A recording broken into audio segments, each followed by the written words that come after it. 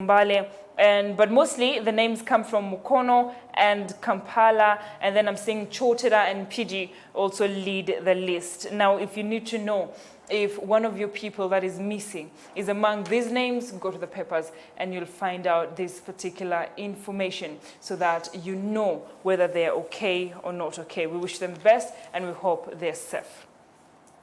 Now, on page 5, we see the government revises work permit and citizen fees. Now, the government is revising the work permit and reducing it to $400, that is 1.5 million Ugandan shillings, up from 2,500, and that is 9.2 million Ugandan shillings. They say that reducing the fee will attract investors into the country. They're also looking at reducing the fees of citizenship. They're saying for those who want to acquire citizenship in Uganda through marriage, they'll have to pay between 1,000 US dollars, that is 3.7 million Ugandan shillings, and 3,000 US dollars, that is 9.2, depending on exactly the situation. And we also see that there are very many other fees that they will be revising. There's the fees of diplomatic passports, and there's also the visa fees, there's the multiple entry fees, there's a certificate of residence, passes, citizenship, work permits, and all the other fees that you ought to know about, and if you need to know how much was reduced or how much was increased. The diplomatic passport remains at 500,000, the service passport remains at 400, the ordinary passport remains at 250, and the conventional travel documents remain at 250. However, ordinary will go up. That is, the 64 pages of the ordinary will go up from 250 to 350. However, the ordinary, that is 48 pages, will remain at 250. Now, these people, the daily that I'm looking at has widened the Kasango story from page 6 to page 7, and it's a whole bit of it explaining why exactly it happened. Now, there's also another one here that says why coronavirus testing declined in Uganda, and the health ministry says that very few people are turning up for COVID-19 testing. Remember, the fee that was put for COVID-19 testing in the beginning was $250, and they kept trying to cut it down to help Ugandans come for testing. And the only people who go for COVID-19 testing in our country these days are people who are traveling out of the country and know that by 24 hours they need to have their COVID-19 test. So they go test and then travel out of the country. But me and you have failed to go for this testing. Now, scientists name people ineligible for COVID-19 jobs. Now, that story is, of course, in relation to the people who are eligible to COVID-19 vaccine. Hospitals get guidelines for accessing medicines. Dr. Moses Mwanga, the director of Entebbe Hospital, says the system is more efficient than the old one, and you can tell where your order is, and it is also easy to make adjustments to the orders made to National Medical Institute. Now, for those who think that they have been cheated before when they were trying to access their medicine, there has been a new system, and it will be easier for you to get your medicines, and it will also address the out-of-stock medicine and the expiry date of these medicines. Now, IGG probes Chambogo over corruption. Now, there has been a report from Chambogo University over the ICT sector having double payments from the government and also asking for more payments. Now, the complaint was launched on 24th of February, and the whistleblower says government has lost millions of shillings in the alleged fraud at the institution's Directorate of Information Technology, which alleged corruption is being committed with the full knowledge of the Chambogo University management. And then court dismisses case against Busoga cultural leadership. There's a picture here of Chabazinga William Wilberforce Nadiope during the 6th coronation anniversary on September 23rd. Now, the Constitutional Court has dismissed a petition in which 3 Busoga clan members claim that they claim that the legality of the election and enthronement of William Nadiope is very wrong. And court has dismissed that case, and that means he has been pronounced officially as the king. Now, COMESA moves to suspend Uganda over 4 billion arrears. Now, that story, remember, we're speaking about some increase and speaking about the credit standing of Uganda. We owe a number of international organizations unpaid mandatory subscriptions, putting its voting and eligibility to attend the conference where critical decisions are made at risk. So we may be suspended from attending these conferences. We see that the Gender Ministry directs EOC officials to hand over offices. The Gender Ministry has advised senior officials at the Equal Opportunities Commission to hand over office as they await for President Museveni's decision regarding the renewal of their contracts. Second day for UCE examinations, and 53 bridge schools remain closed as others reopen. Now, we know that this is the second day that UCE are sitting for their exams. We also know that kindergartens remain closed, and private schools are saying we're still unable to open schools because tetulina sente to sit students within 1.2 to 2 meters, and then later on look at making sure that each of them sleeps in single deckers and there's no one who is sleeping with them on the same decker. They say they don't have the money to do that, and they may not be able to open these schools. Now, as we're moving forward on page 12, fear of electrocution as water covers power poles, and that is happening at Waka Waka landing site in Bulitha sub-county, Bugiri district, where they're showing a water body that has come all the way to the shores and has covered an electric pole. Very scary story there. But Mr. Stephen Lungule, the Umeme Public and Media Relations Manager, says his team is aware of the issue and they're in the process of diverting that particular line so it doesn't cause issues to the fishermen. When you see this story, actually, it has flooded to the point that fishermen are on the boats near the electric poles. It shows you how high the water levels have gone. And then we see that leaders protest privately owned COVID-19 labs at Elego border. Authorities in Amuru district have protested the proposal by government to establish privately owned COVID-19 laboratories at Elego border post. And they're protesting that, and they're saying it's not fair for that to happen. Now, that story will be right here. Now, Mr. Emmanuel Aneviona, the ministry spokesperson, said the test and fly lab would operate at the border despite objections. You should note that the ministry's permanent secretary, Dr. Diana Twine, earlier on directed that COVID-19 testing for foreign travelers moving in or out of the country be conducted at the respective border points by a private entity. So he's saying whether they refuse it or not, it will still happen and it will go.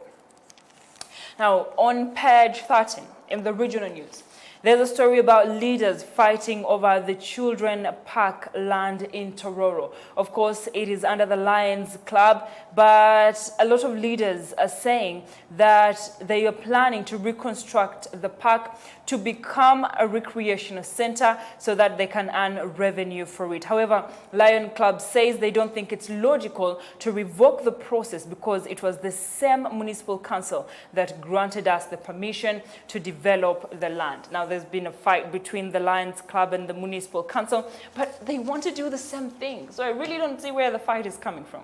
And then we see the 22 held over COVID-19 rules, and that is in Mbale. They were partying and having fun in bars in Mbale, and the police have arrested 22 of those people. Now, there's a picture in the tune that shows the Inspectorate of Government has launched the 2021 Online Wealth Declaration System. And they show a picture of Museveni saying, "I'm not yet done here. I still want to declare war on my opponents. Where do I click?" And they're showing the number of the Inspectorate of Government and the number of assets that President Museveni is declaring. And they're showing that he needs to declare more than just his wealth. It brings us to the story where they're asking Robert Kyagulanyi to declare his car and bring it back. Now, one of the dailies did a feature story on the fact that Robert Kyagulanyi's car is alleged to have come on the ship that was docked on the Mombasa port. URA says that Robert Kyagulanyi should take back that car so that they can review whether it's tax tax has been paid, and Robert Chagulanyi says, I am not taking back that car. Coincidences, right? Who would deny that maybe it is exactly that particular port, the particular ship that docked is the one that took that car to Robert Chagulanyi. Now, in your pullouts, you have homes plus real estates. There is interior decor, just like we do on the first show. Which plants to put, which plants not to put, how to tell your cement is counterfeit, how to tell that is original. Now, all that and more is there. You should learn the culture of reading and make sure that you read all the time. Now, yesterday in Select News, we had hundreds of kidnapped Nigerians released. We remember the girls that were abducted by Boko Haram, 300 or more of them. Now they have been released after government officials were in talk with the abductors. That should be a celebration for Nigeria. Now, moving forward, China extends innovation lead over the US, and that is a report that is there. They say that 68,720. In the main category, the Patent Cooperation Treaty, China remained at the top with the amount that I've just read you, with the US at 59. So China tops US. There's another segment of Wildlife Day. Uganda's forests cover under threat, and they're calling upon people to plant more trees. 800 million people live in tropical forests worldwide, and they keep destroying these forests. Now, moving forward very fast to what is happening in the sports segment, from agony to ecstasy. Now, that is the headline that they have as they're talking about the win that the under-20 has made for Uganda as they beat Tunisia. Let's go through the second one and see what is happening in it. We see KCCA tops market charges. That's the first one, and it says it will be on page 10 and page 11, and it talks about disbands Owino management team. KCCA disbands Owino management team, and then we see killer gang suspects face new charges. Now, the gang suspect, Mansour Olega, Rashid Yiga, Samuel Maweje, and Rogers. After the arrest, the group has been linked to 10 murders and 40 robberies in Greater Luwero region over the past 3 months. They are right here, and the pictures are on the papers. Very sadly, they are very young men who should have been looking for a living by working, but here they are. Here they are killing people. I mean, 10 murders and 40 robberies. 10 murders. The guilt of that. Let's see how this story will turn out. Now, no member of parliament. You have Enoch Nyongere from Nakaseke North. You have Jennifer Ayo from Kalachi District. And then you have Clementi Ongalo Obote from Kalaki County. Today in history, March 3rd, 1993, Sergeant Muhammad Ali, a former bodyguard to deposed President Idi Amin, testified that he did not participate in the abduction and consequent disappearance of Ugandans' first abduction and consequent disappearance of Ugandans' first Chief Justice Benedicto Chiwanuka. Now, on that day, Chiwanuka got lost. And however, Muhammad Ali says he did not participate in it. However, that does not relieve Idi Amin from the charges that he may have been responsible for this particular charge.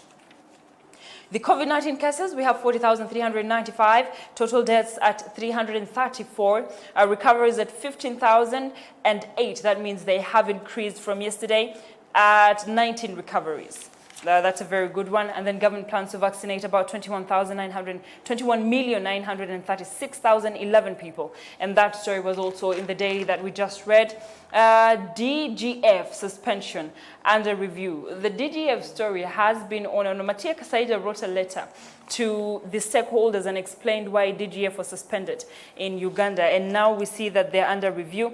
And as we're talking about the refugee issues in Uganda, we know that the Ugandan government stopped a lot of donors from giving funds to refugees because they said they did not register and they are working illegally in the country. And they do not have a budget either. Democratic Party tabled IPOD summit agenda. If you watched the news yesterday, we had this information there, and they say that they will attend and raise their issues of kidnap and issues of torture right there at the IPOD where His Excellency Yoweri Kaguta Museveni is set to attend, but FDC says they will not attend and be in the same place as the person who tortured their candidate during the rallies. And then Luwero criminal gang, 2 more suspects arrested. Free power connections resume. So if you don't have power, get to Umeme, that will definitely help you deal with the issues. And then moving forward, we see that the Kadaga and Olanya feud plays out in Parliament plenary. Now, this feud between Kadaga and Olanya has never ended. It is continuous. And that is why I think the recommendation for having 3 people help the deputy and the speaker when they're away should actually be thought about. And it is a commendable solution to the problem of Olanya and Kadaga. Now, Kadaga says Olanya is not doing enough and is not helping him deal with the issues in handling parliamentary business. And he says that all he does is travel and enjoy the money that he's being given, while Olanya says that Kadaga doesn't give him space to even sit as the Speaker of Parliament. He has never sat, and he feels like there's just something that is not right. However, in the same report, Kadaga directed MPs to present the list of persons suspected to have been abducted. Now, MPs query 43 billion land compensation payments by Uganda Land Commission, another story that we played in Select News and Select here in Jaudo, whereby the compensations of the land were meant to be paid to people that the Lands Commission said that those people are not legal. And the Ministry of Lands started this particular 43 billion without informing them. So that is where the confusion came in. Uganda Railways to purchase 42 billion second-hand locomotives. The corporation further plans to rehabilitate the Kampala Port Bell and Kampala Nalukungo. We saw a similar story yesterday where they're planning to restart the Uganda Railways and make it bigger than what it is. And they have agreed to purchase 4 used locomotives worth 42 billion in order to reduce the tonnage of cargo moved on roads and ease the cost of doing business. Still on page 9, government seeks EU collaboration for youth employment. And the only way I believe that we can employ youth is by skilling the youth in our country. The statistics say that 600,000 Ugandans graduate annually from universities and other tertiary institutions. However, they have no jobs, hence the fact that labor export companies get a lot of people to go out of the country, and hence the fact that they have stopped, the passport insurance office has stopped issuing emergency passports, saying that the numbers of emergency passports needed has exceeded the number. We see that accountants petition government to scrub tax on license fees for the accountants. That's a story for you that you ought to read.